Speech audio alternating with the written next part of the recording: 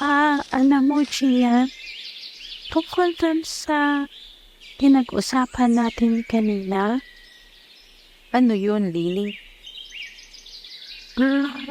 kasi may nakita ako eh. Hoy, Uy, Gian! sabay kami. sa'yo!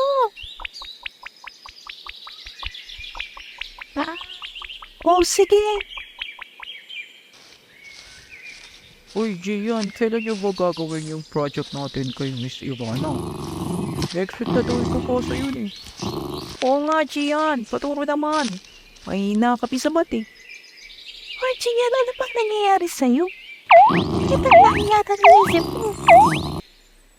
Siguro gutom na yun si Gian. Kaya gusto niya na umuwi. Oh, sige, dito na lang kami.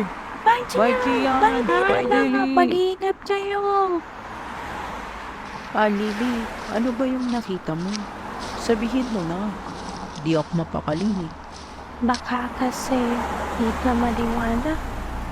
Di ka naman open sa mga usapang spiritual eh. Baka sabihin, kababaliw lang ako. Kaya iniisip ko, sasabihin pa. Hindi naman sa ganun, Lily.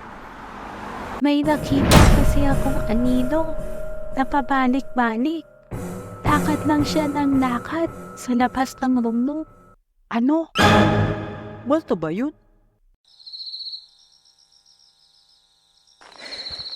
Hoy, Gian, nandyan ka na pala. Meron nga ako ng headset mo. Sira kasi yung sa akin eh. Oo, sige, kunin ko mamaya. Kailangan ko na ngayon eh. May Zoom meeting kami ng mga co-teachers ko. Ganun ba? Sige, wait lang ate. Ito kasing si Lily sinabi pa sa akin. Sana pala di ko na lang tinanong eh. Para tuloy akong napabaliw na ito. Aray.